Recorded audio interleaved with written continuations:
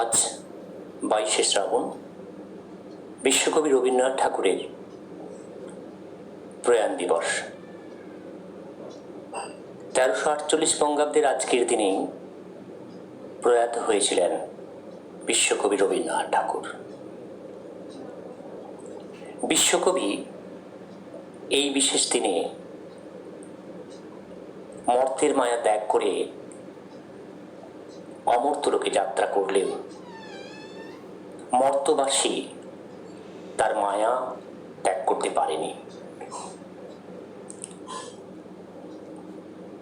বিশ্বকবির সৃষ্টি এবং কর্ম বিশ্বকবিকে সেই মায়া স্মৃতি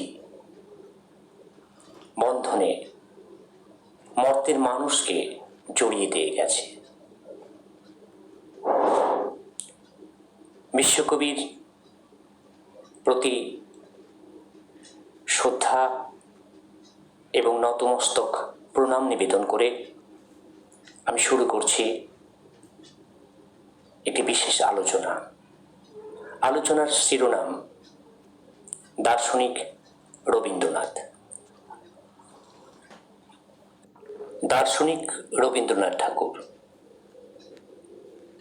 রবীন্দ্রনাথের নামের আগে আমরা সাধারণত যে বিশেষণটির প্রয়োগ দেখতে পাই তা হলো কবিগুরু, অথবা দেখতে পাই বিশ্বকবি।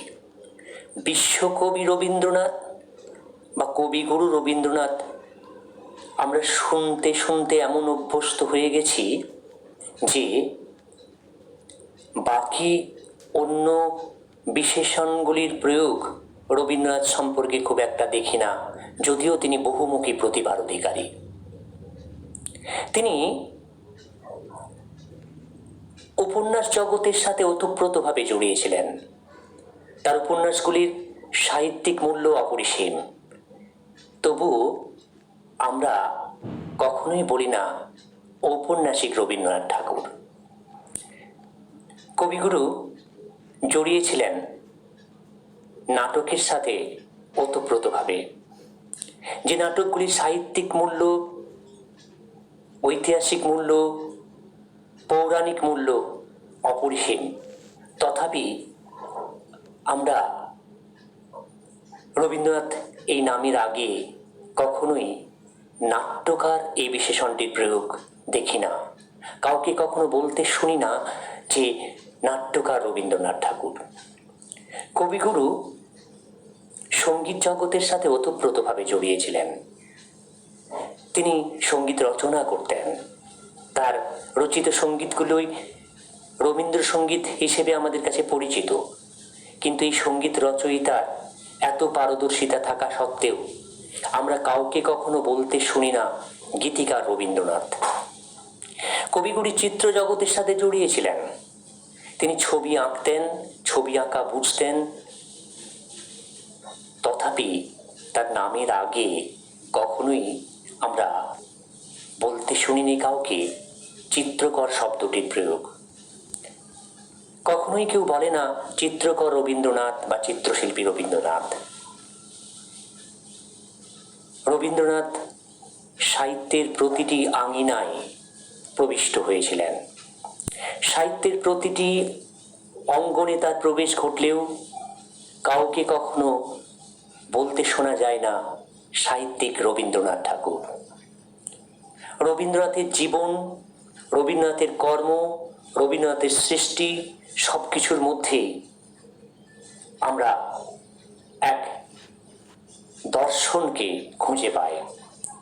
রবীন্দ্রনাথের এই দার্শনিক প্রতিভা থাকলেও কারো মুখ থেকে আমরা এও শুনতে পাই না দার্শনিক রবীন্দ্রনাথ ঠাকুর।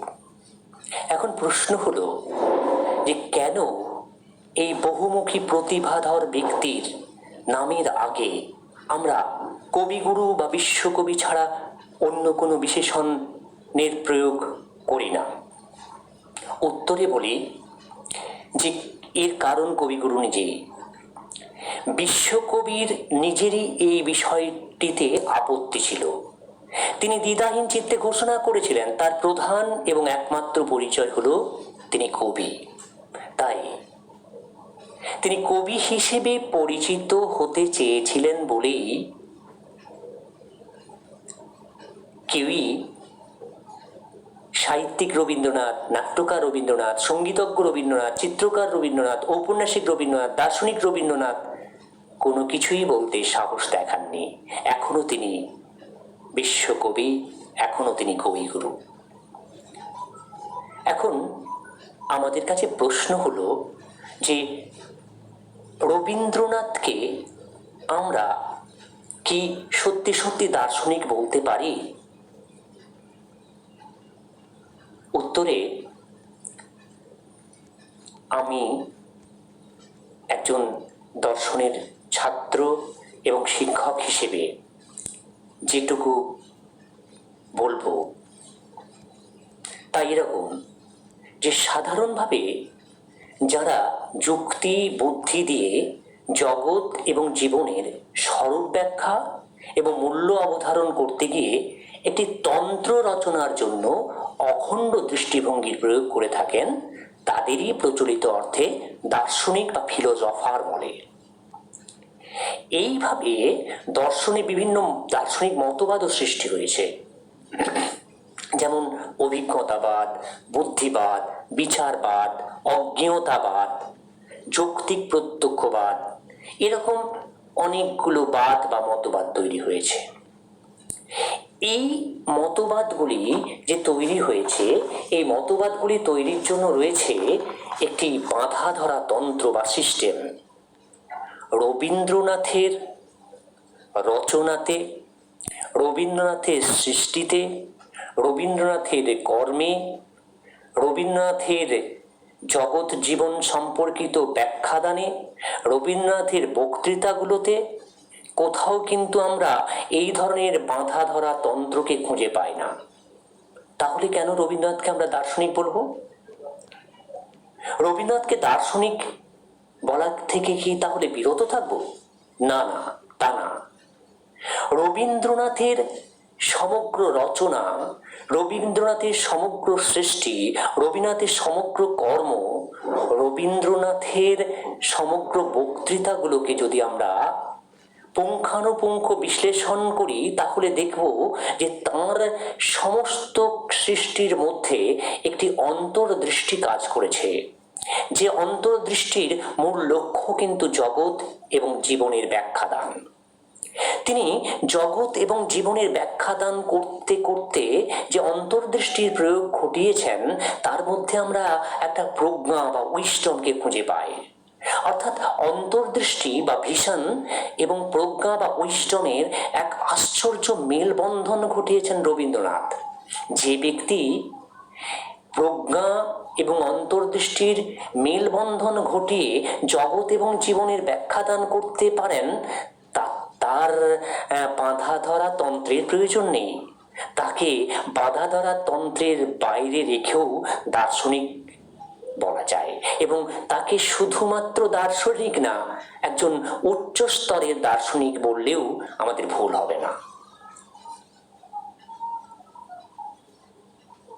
দ্বিতীয়ত আমি বলি, রবীন্দ্রনাথ প্রচলিত অর্থে হয়তো দার্শনিক নন, কারণ যুক্তিতর্কের উপর ভিত্তি করে তন্ত্র রচনায় তিনি আগ্রহী ছিলেন না। তিনি ব্যক্তিগত বোধ এবং অভিজ্ঞতা দিয়ে জগৎ এবং জীবনকে অনুভব করার প্রচেষ্টা চালিয়েছেন আজীবন। তার চেতনায় বিশ্ব প্রকৃতি তথা জগৎ এবং জীবন যেভাবে ধরা পড়েছে, তাতে আমরা দেখি যে যৌক্তিক তর্কাতর্কি যে তন্ত্র বা যুক্তিতর্কের যে তন্ত্র, তাতে তার কোনো আগ্রহ বা অনুরাগ নেই। কিন্তু যুক্তিতর্কের তন্ত্রের প্রতি আগ্রহ না দেখিয়েও তিনি বিশ্ব প্রকৃতিকে অনুভব করেছেন, যে ব্যক্তিগত বোধ দিয়ে, যে ব্যক্তিগত অভিজ্ঞতা দিয়ে, তাতে রয়েছে একটা ভীষণ, একটা অন্তর্দৃষ্টি। আর ভীষণ বা অন্তর্দৃষ্টি যার রয়েছে, তাকে যদি আমরা দার্শনিক বলতে পারি, তাহলে তো রবীন্দ্রনাথ অবশ্যই দার্শনিক। আর রবীন্দ্রনাথের যাবতীয় রচনা, যাবতীয় সৃষ্টি, যাবতীয় কর্ম, যাবতীয় বক্তৃতা কে যদি আমরা দেখি, তাহলে তার মধ্যে এগুলোরই প্রতিফলন রয়েছে। তাই সমগ্র রবীন্দ্র রচনা বলি, বক্তৃতা বলি, রবীন্দ্রনাথের কর্ম, রবীন্দ্রনাথের সৃষ্টিগুলোকে একত্রিত করলে আমরা যা পাই, তাকে বলতে পারি রবীন্দ্র দর্শন।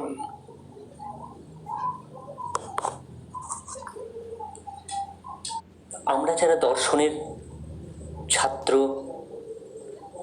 তারা কম বেশি সবাই রবীন্দ্রনাথের মানবতাবাদী দর্শনের সাথে পরিচিত। তো রবীন্দ্রনাথের এই মানবতাবাদী দর্শনটা কি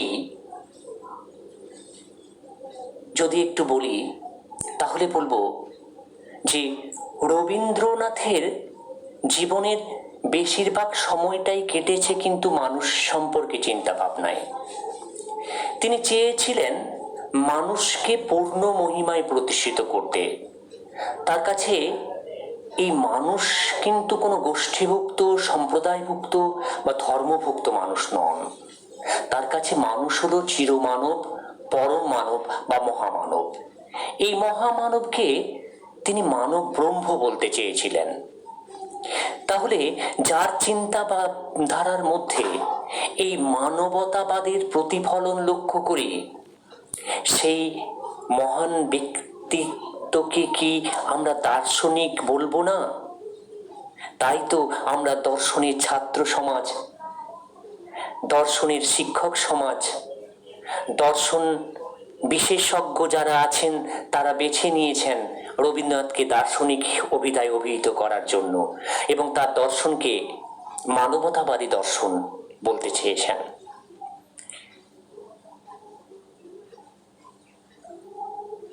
অপরিণত কৈশোর এবং যৌবন থেকে রবীন্দ্রনাথ ঠাকুর তার জীবন বোধকে পরিপূর্ণ করতে চেয়েছিলেন।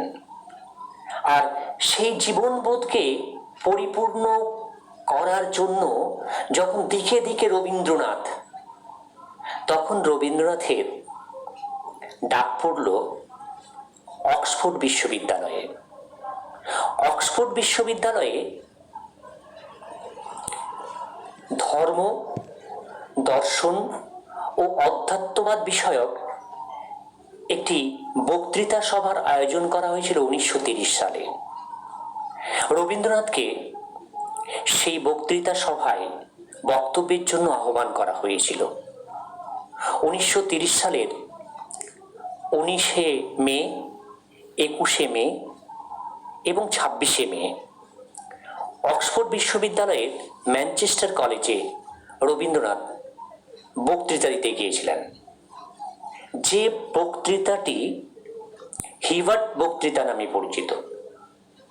তো এই হিবার্ট বক্তৃতা প্রকৃতপক্ষে রবীন্দ্রনাথের মানবতাবাদের প্রধান উৎস।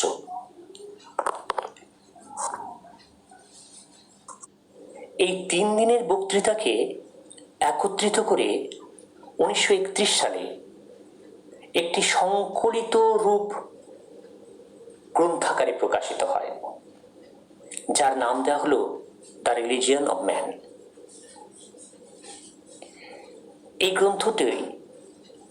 এই গ্রন্থটিকে আমরা দর্শনের লোকেরা রবীন্দ্রনাথের মানবতাবাদী দর্শনের আকর গ্রন্থ বলে থাকি। তো এই গ্রন্থে রবীন্দ্রনাথ কি এমন দার্শনিক সুলভ কথা বললেন, কি এমন মানবতাবাদী সুলভ কথা বললেন? এই গ্রন্থের ভূমিকায় রবীন্দ্রনাথ যেটুকু লিখেছেন তার একটু অংশ বলি। The idea of the humanity of our God, or the divinity of man, the eternal, is the main subject of this book. অর্থাৎ ঈশ্বরের মানবত্ব এবং মানবের দেবত্বই হল দ্য রিলিজিয়ন অফ ম্যান গ্রন্থের প্রধান আলোচ্য বিষয়। সেই হিসেবে আমরা কখনোই রবীন্দ্রনাথকে মানবতাবাদী এবং দার্শনিক কোনোটা থেকে বাদ দিতে পারি না। রবীন্দ্রনাথের এই হিবার্ট বক্তৃতা যখন সারা বিশ্বের বিভিন্ন প্রান্তে ছড়িয়ে পড়ল, তখন তার বাঙালি ভক্তদের মধ্যে একটু উন্মাদনা লক্ষ্য করা গেল। তার বাঙালি ভক্তরা কবিকে আহ্বান জানালেন যে এই ধরনের আরেকটি বক্তৃতা বাংলায় যেন কবি দেন। 1933 সালের জানুয়ারি মাসে রবীন্দ্রনাথ কলকাতা বিশ্ববিদ্যালয়ে এই ধরনের একটি বক্তৃতা দিলেন। এই বক্তৃতাটি আয়োজন করা হয়েছিল স্যার আশুতোষ মুখোপাধ্যায়ের কন্যা, প্রয়াতা কন্যা কমলার স্মৃতির উদ্দেশ্যে। এই বিখ্যাত বক্তৃতাটির নাম কমলা বক্তৃতা। রবীন্দ্রনাথ ঠিক অক্সফোর্ড বিশ্ববিদ্যালয়ের ম্যানচেস্টার কলেজে যে বিষয়কে কেন্দ্র করে বক্তৃতাটি দিয়েছিলেন, সেই বক্তৃতা দিলেন কলকাতা বিশ্ববিদ্যালয়ের কমলা বক্তৃতাতে। কমলা বক্তৃতা তিনি ঠিক একই রকম ভাবে 3 দিন পর পর দিলেন। কমলা বক্তৃতাতে তিনি যা বললেন সেটিও আবার পরবর্তীকালে এটি গ্রন্থের আকারে প্রকাশিত হলো। বিখ্যাত এই গ্রন্থটির নাম মানুষের ধর্ম। শুনলে একই রকম মনে হয়, দ্য রিলিজিয়ন অফ ম্যান, এর বাংলা করলে দাঁড়ায় মানুষের ধর্ম। আসলে দ্য রিলিজিয়ন অফ ম্যান একটা আলাদা গ্রন্থ, আর মানুষের ধর্ম একটা আলাদা গ্রন্থ। দ্য রিলিজিয়ন অফ ম্যান হলো হিবার্ট বক্তৃতা থেকে সংকলিত গ্রন্থ, আর মানুষের ধর্ম হলো কমলা বক্তৃতা থেকে সংকলিত গ্রন্থ। যদিও দুটোর বিষয়বস্তু এক, তবুও বলা হয়ে থাকে হিবার্ট বক্তৃতা উৎকৃষ্ট, কমলা বক্তৃতা থেকে হিবার্ট বক্তৃতাকে উৎকৃষ্ট বলা হয়ে থাকে। যাই হোক, আমরা যে মূল বিষয়টা এখানে লক্ষ্য করি সেটা অন্য কিছু না। সেটাতে আমরা যা পাই তাতে দেখি রবীন্দ্রনাথ ঠাকুর সেখানে জগৎকে, জীবনকে, বিশ্ব প্রকৃতিকে ব্যাখ্যা করতে গিয়ে কেন্দ্রবিন্দুতে যাকে স্থাপন করতে চেয়েছিলেন সে হলো মানুষ। এই মানুষকে যিনি স্থান দিতে চেয়েছেন বিশ্বব্রহ্মাণ্ডের কেন্দ্রে, সেই মানুষটিকে আমরা মানবতাবাদী বলবো না? আর তার নিজস্ব দৃষ্টিভঙ্গির যেখানে প্রয়োগ ঘটেছে, যেখানে তার অন্তর্দৃষ্টিকে তিনি ঢেলে দিয়েছিলেন, সেই দৃষ্টিভঙ্গিটাকে কি দর্শন বলবো না? তাই রবীন্দ্রনাথ প্রকৃতপক্ষে মানবতাবাদী, রবীন্দ্রনাথ প্রকৃতপক্ষে দার্শনিক। রবীন্দ্রনাথ হলেন মানবতাবাদী দার্শনিক। রবীন্দ্রনাথ এই দ্য রিলিজিয়ন অফ ম্যান আর মানুষের ধর্ম গ্রন্থ দুটিতে কি এমন লিখেছেন আমরা যারা পড়েছি তারা কিছুটা হলেও অনুধাবন করেছি। সবটা অনুধাবন করা মুশকিল ব্যাপার। কারণটা হচ্ছে রবীন্দ্রনাথের এক একটা গ্রন্থই এক একটা গবেষণার বিষয়। আমি যদি দ্য রিলিজিয়ন অফ ম্যান এবং মানুষের ধর্মটাকে বেছে নিই, তাহলে দেখবো প্রত্যেকটা অধ্যায়ই একটা আলাদা গবেষণার দিকে আমাকে টেনে নিয়ে যাচ্ছে। আমি এত কথায় যাচ্ছি না, শুধুমাত্র একটু কথা বলি যে রবীন্দ্রনাথ এই দুটো গ্রন্থে যেটুকু বলেছিলেন তাতে রবীন্দ্রনাথের দার্শনিক সত্তা কিভাবে প্রকাশিত হয়েছে। রবীন্দ্রনাথ সেদিন অর্থাৎ ওই দু জায়গার বক্তৃতাতে যা বলেছিলেন সেখানে মানুষের বিশ্বের কথা, ম্যানস ইউনিভার্সের কথা আছে। রবীন্দ্রনাথ আত্মত্যাগের মধ্য দিয়ে সুবিশাল ব্রহ্মাণ্ডের মানব জগতে পরিণত হওয়ার কাহিনী এখানে বর্ণনা করেছেন। রবীন্দ্রনাথ সাথে সাথে দৃষ্টি আকর্ষণ করে বলেছেন যে আত্মত্যাগই পারে মানুষের এই জগৎকে রক্ষা করতে। তাই আত্মত্যাগ হলো একটি মানবতাবাদী ধর্ম। আত্মত্যাগ যে করতে পারে সে মানুষ করতে পারে, সে মানুষকে এই জগতের কেন্দ্রে স্থাপন করতে পারে। রবীন্দ্রনাথ এই গ্রন্থ দুটিতে আবার দেখালেন সৃষ্টিশীল সত্তা হিসেবে মানুষের পরিচয়কে। তিনি দেখাতে চাইলেন যে প্রত্যেক মানুষের জৈবিক কিছু প্রয়োজন থাকবে, স্বাভাবিক, কিন্তু সেই জৈবিক প্রয়োজনের চাহিদা মিটিয়ে মানুষ যখন অবকাশ পায় তখন কিন্তু তার কল্পনাবৃত্তিকে সে সৃষ্টিকার্যে প্রণীত করতে পারে। জৈবিক প্রয়োজনের চাহিদা মিটিয়ে মানুষ যখন তার কল্পনাবৃত্তিকে সৃষ্টিকার্যে প্রণীত করে তখন তার কাছে ভৌতিক অস্তিত্ব মূল্যহীন হয়ে যায়, তার কাছে দৈহিক অস্তিত্বটা মূল্যহীন হয়ে যায়। তখন তার কাছে মূল্যবান হয় তার সৃজনশীল রূপ। অর্থাৎ এই সৃজনশীল রূপ হলো মানুষের অন্যতম পরিচয়। এই সৃজনশীলতা হলো মানবতাবাদী ধর্ম। এই সৃজনশীলতা বা ক্রিয়েটিভিটি আমাদের প্রত্যেকের মধ্যেই রয়েছে।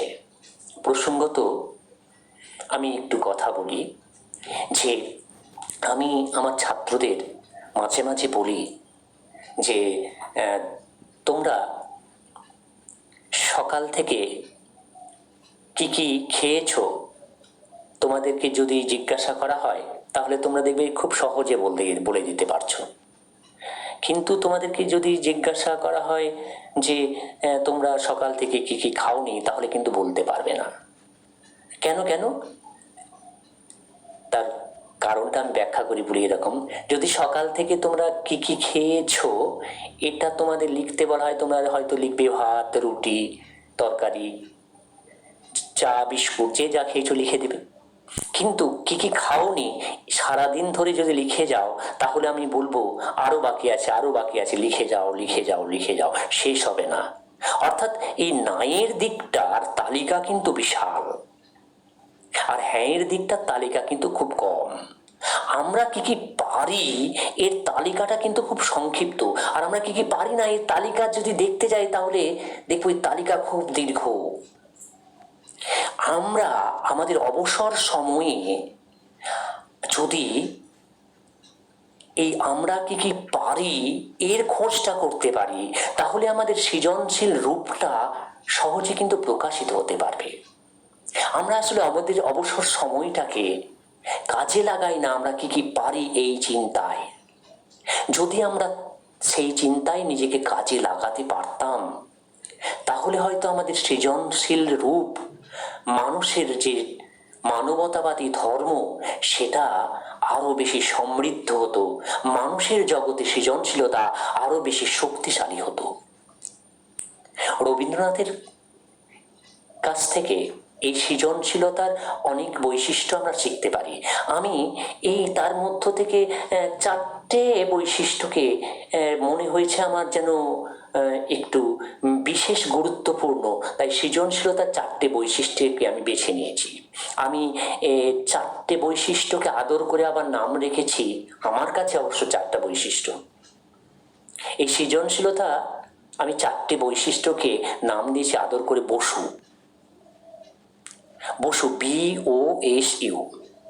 B for sense of beauty, অর্থাৎ যখন তুমি কোনো সৃষ্টি কার্য করবে, যখন তুমি সৃজনশীল কোনো কর্মে নিজেকে লিপ্ত করবে, তখন তোমার যেন সৌন্দর্যবোধ থাকে। তোমার যদি সৌন্দর্যবোধ হারিয়ে যায়, তোমার সৃষ্টির কোনো মূল্য থাকবে না। তাই সৃজনশীলতার প্রথম শর্ত হলো সেন্স অফ বিউটি। দ্বিতীয়ত ও for originality, sense of originality. তুমি যে সৃষ্টিকর্ম করছো, সেই সৃষ্টিকর্মের মধ্যে যেন অরিজিনালিটি হারিয়ে না যায়, তার মধ্যে যেন স্বতন্ত্রতা, মৌলিকত্ব যেন থাকে। এই স্বতন্ত্রতা এবং মৌলিকত্ব তোমাকে অন্যের সৃষ্টিশীলতা থেকে পৃথক করে রাখবে, তোমাকে একটা আলাদা মর্যাদা দেবে।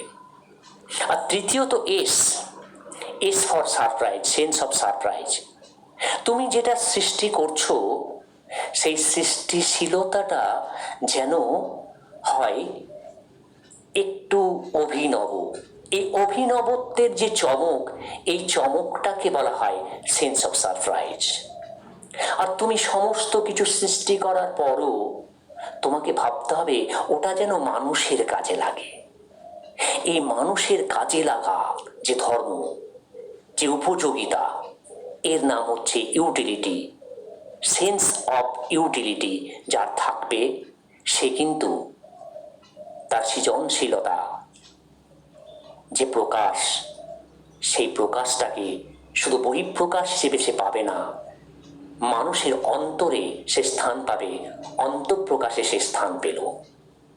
অর্থাৎ sense of beauty, sense of originality, sense of surprise এবং সেন্স অফ ইউটিলিটি দিয়ে আমি যদি আমার সৃজনশীল রূপটাকে তুলে ধরতে পারি, তাহলে হয়তো ভবিষ্যতের আমি মানবতাকে প্রতিষ্ঠা করছি আর মানুষ আমাকে প্রতিষ্ঠা করছে। যে ব্যক্তির কাছ থেকে এই শিক্ষাগুলো পেয়ে থাকি, সেই ব্যক্তিকে আমি দার্শনিক বলবো না। এবারে আসি মানুষের উদ্বৃত্তের কথা।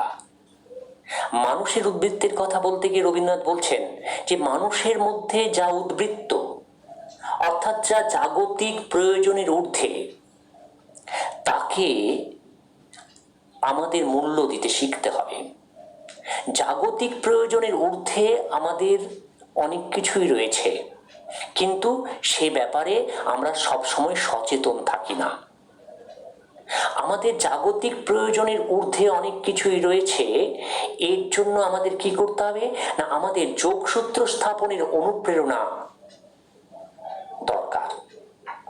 সব মানুষের মধ্যেই একটা পরম সত্তা থাকে। এই পরম সত্তাকে মূল্য দেওয়ার ব্যাপারে আমরা যদি অগ্রণী ভূমিকা পালন করি, তাহলে দেখব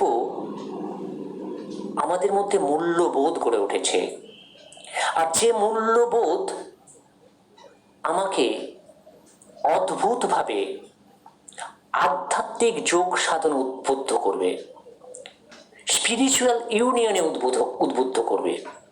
এখন আধ্যাত্মিক যোগ মানেটার অর্থ অন্যরকম ভাবে যদি কেউ করার চেষ্টা করে, তাহলে কিন্তু ভুল হবে। রবীন্দ্রনাথের কাছে আধ্যাত্মিকতা মানে ওই ধর্ম নিয়ে মেতে থাকা, বা ওই যোগ মানে হচ্ছে ওই যোগ ব্যায়াম নিয়ে মেতে থাকে, এরকম কিন্তু বিষয়টা না। রবীন্দ্রনাথের কাছে আধ্যাত্মিক যোগ মানে মানুষকে আনন্দ দেওয়া, মানুষের কল্যাণ করা আর মানুষের প্রেমে পড়া। যে মানুষকে আনন্দ দিতে পারে, মানুষের কল্যাণ করতে পারে আর মানুষের প্রেমে পড়তে পারে, সেই আসলে আধ্যাত্মিক যোগী। আর সেই পারে মানুষের ধর্মকে প্রতিষ্ঠা করতে। যে মানুষ এই ধরনের আধ্যাত্মিক যোগ সাধনের কথা বলে, সেই মানুষকে আমি দার্শনিক বলবো না? রবীন্দ্রনাথ তার দ্য রিলিজন অফ ম্যান গ্রন্থে মানুষের স্বরূপ উদ্ঘাটন করতে গিয়ে মানুষের মধ্যে এক চির মানব রয়েছে তার কথা বলেছিলেন। তিনি সবসময় বলতেন যে মানুষ তার জীবনের সংকীর্ণতাকে অতিক্রম করে যখন নিজেকে বিস্তৃত করার সাধনায় নিজেকে নিমগ্ন করবে, তখন সেই বিস্তৃতি সাধন হবে মানুষের প্রকৃত পরিচয়। কিন্তু মানুষ এই বিস্তৃতি সাধনের নেশায় নিজেকে নিমগ্ন করতে গিয়ে অনেক সময় ভুলতে বসে তার নিজের পরিচয়কে। তার নিজের পরিচয় তার সরলতার মধ্যে। কবিগুরুর মতে শৈশবের সরল সজীব সৃজনশীল সত্তাকে সঞ্জীবিত করে রাখাই মানুষের স্বাভাবিক এবং শ্রেষ্ঠ ধর্ম। কিন্তু আমরা সেই শৈশবের সরলতাকে কেউ কি ধরে রাখতে পারি? আমরা এই সমাজে, জটিল সমাজে এসে এমনভাবে নিজেদেরকে জটিল করার নেশায় মেতে উঠি যে শৈশবের সরলতাটাকে হারাতে বসি। স্বভাবতই সভ্যতার নাম করে নিজেদের জটিলতাকে প্রয়োগ করার যে চেষ্টা, সেই চেষ্টায় মানুষের মনুষ্যত্ব প্রতিষ্ঠিত হয় না। আমাদের উচিত শৈশবের সরলতার পুনরুত্থান ঘটানো। আর সেই শৈশবের সরলতার পুনরুত্থান যদি আমরা ঘটাতে পারি, তাহলে মানুষ হিসেবে আমি নিজেকে প্রতিষ্ঠিত করতে পারবো। আর আমি যদি নিজেকে মানুষ হিসেবে প্রতিষ্ঠিত করতে পারি, তাহলে মনুষ্যত্ব অদূর ভবিষ্যতে টিকে থাকবে। রবীন্দ্রনাথের কাছে আজকের দিনে মানুষের সবচেয়ে বড় সমস্যা হচ্ছে অস্তিত্বের সংকট। রবীন্দ্রনাথ আশঙ্কা করেছিলেন যে আমরা যারা এই পৃথিবীর সবচেয়ে উন্নত জীব বলে নিজেদের দাবি করি, তারা পৃথিবীতে টিকে থাকবো তো? পৃথিবীতে অদূর ভবিষ্যতে আমরা যদি টিকে থাকতে না পারি, তাহলে কিন্তু আমাদের যাবতীয় প্রচেষ্টা মূল্যহীন হয়ে যাবে। যারা এখনো, যে সমস্ত জীব এখনো নিজেদের উন্নত বলে দাবি করেনি, তারাই তখন হয়তো উন্নত হয়ে পড়বে। তাই আমাদের অস্তিত্বের সংকট যাতে না হয়, মানব অস্তিত্বের সংকট যাতে না তৈরি হয়, সেই জন্য রবীন্দ্রনাথ একটি পথ আমাদের দেখিয়েছেন। তিনি বলছেন, মানব অস্তিত্বের সংকট দেখা দেবে না যদি আমরা একটু সচেতন হই। কিভাবে না, আমাদের এই সচেতনতা বৃদ্ধির জন্য সবার আগে তাকাতে হবে ওই জড় বস্তুগুলোর দিকে, যাদেরকে আমরা অচেতন বলি, যাদের চেতনা নেই বলি, ওই জড় বস্তুগুলোর দিকে তাকাতে হবে। আমরা প্রত্যেকেই জানি যে এই জড় বস্তুগুলো কয়েকটি পদার্থ দিয়ে তৈরি, আর এই পদার্থগুলো আবার কতগুলো অণু দিয়ে তৈরি, আবার এই অণুগুলো কতগুলো পরমাণু দিয়ে তৈরি, পরমাণুগুলো কতগুলো ইলেকট্রন, প্রোটন, নিউট্রন, কণা দিয়ে তৈরি। এখন এই কণাগুলো, এই ইলেকট্রন, প্রোটন, নিউট্রন কণাগুলো জড়ধর্মী। এরা জড়ধর্মী হলেও এরা জানে আমরা যদি সংঘবদ্ধ না হয়ে পরমাণুকে গঠন করি, তাহলে কিন্তু আমাদের কোনো মূল্য নেই। আর পরমাণুগুলো জেনে বসে আছে যে পরমাণুগুলো জানে যে আমরা যদি সংঘবদ্ধ ও, হয়ে অণুকে গঠন করি তবেই তো আমাদের অস্তিত্ব। আর অণু জানে যে আমরা যদি সংঘবদ্ধ হয়ে পদার্থকে গঠন করতে পারি তাহলেই আমাদের অস্তিত্ব টিকে থাকবে। তাহলে জড়ধর্মী কণা থেকে শুরু করে পরমাণু, অণু, পদার্থ পর্যন্ত জেনে গিয়েছে যে সংঘবদ্ধতা অস্তিত্বের নির্ণায়ক। সংঘবদ্ধতা না থাকলে অস্তিত্ব টিকে থাকবে না। অথচ মানুষ নিজেদেরকে গোষ্ঠী থেকে বিচ্ছিন্ন করে, সম্প্রদায় থেকে বিচ্ছিন্ন করে, ধর্ম থেকে বিচ্ছিন্ন করে, জাতপাত থেকে বিচ্ছিন্ন করে যেভাবে সংঘবদ্ধতা থেকে নিজেদের সরিয়ে নিচ্ছে, তাতে অদূর ভবিষ্যতে মানুষ টিকে থাকবে তো? মানুষের অস্তিত্বকে যদি টিকিয়ে রাখতে হয়, মানুষ হিসেবে নিজের পরিচয়কে যদি টিকিয়ে রাখতে হয়, সবার আগে প্রয়োজন সংঘবদ্ধতা। সংঘবদ্ধতাই পারে মানুষের মনুষ্যত্বকে টিকিয়ে রাখতে। তাই বিশ্বকবি ওই জড়ধর্মী কণাগুলোর কাছ থেকেও আমাদের শেখার কিছু আছে বলে আমাদের তাকিয়ে দেখতে বলেছেন এবং আহ্বান করেছেন, আমরা সংঘবদ্ধ হয়ে মনুষ্যত্বকে প্রতিষ্ঠা করার নেশায় যদি মেতে উঠি তাহলেই অদূর ভবিষ্যতে মনুষ্যত্বের সংকট হয়তো দেখা দেবে না, মানুষ টিকে থাকবে।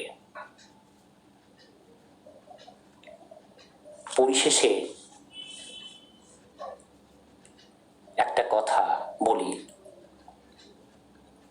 যে রবীন্দ্রনাথের দ্য রিলিজিয়ন অফ ম্যান এবং মানুষের ধর্ম থেকে কিছু টুকরো টুকরো কথা এবং আমার নিজের মতো করে ব্যাখ্যা দেওয়ার যে প্রচেষ্টা আমি করলাম, তার মধ্যে কোথাও যদি বিন্দুমাত্র অহমিকার প্রকাশ হয় তাহলে সেই অহমিকাকে মার্জনার দৃষ্টিতে দেখবেন। আর আমারও তো শেখার শেষ নেই, সবারই শেখার শেষ নেই। যে ব্যক্তি নিজেদের কে মনে করে আমি অনেক শিখে ফেলেছি, সে ব্যক্তির বিষয়টা আলাদা। কিন্তু তাকেও বলি রবীন্দ্রনাথের কথা দিয়ে, পক্ষী জগতে যে পাখিটি সুমধুর সঙ্গীত পরিবেশন করতে জানে তাকেও খাদ্য আহরণের জন্য সমান উদ্যোগ গ্রহণ করতে হয়। অনেক কথা বলে ফেললাম। যদি এই কথার মধ্যে কোনো অহমিকার চিহ্ন একটুও থাকে বা কাউকে আঘাত করার কিছু থাকে, দয়া করে মার্জনার দৃষ্টিতে দেখবেন। সবাই ভালো থাকবেন, সুস্থ থাকবেন, সাবধানে থাকবেন। নমস্কার।